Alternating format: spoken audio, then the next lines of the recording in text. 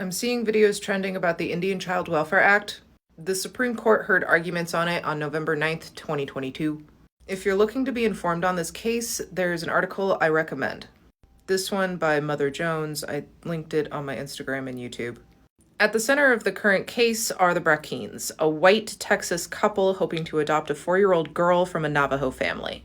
Devout Christians, the Brackeens have said that they felt called by God to adopt, telling New York Times in 2019 that they considered adoption a way to rectify our blessings, quote. A number of Christian groups have jumped to their defense. The Christian Alliance for Indian Child Welfare has a Facebook page. They regularly share stories on what they see as the depravities of Native culture. A recent post cast doubt on a recent finding of remains of Native children on the grounds of Canadian boarding schools, despite abundant evidence that they are legitimate. Nightlight Christian Adoptions is an evangelical adoption agency. They facilitated an adoption of a Cherokee girl into a white Christian family.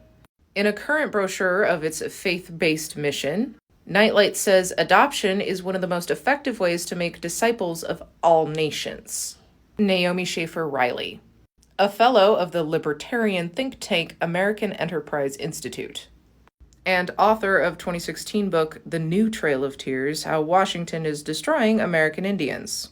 On Stuckey's podcast, Riley argued that the U.S. government history of abuse and exploitation of Native people is no longer relevant. Quote, I don't really believe in historical trauma. Instead, she blamed Natives' poverty and suffering on modern moral failings, like substance abuse and high crime rates.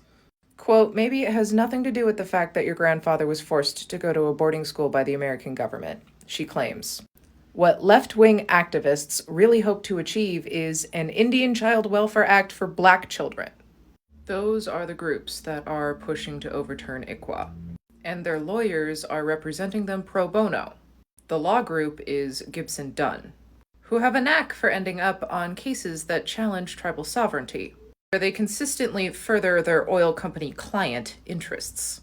And former Exxon counsel just joined them.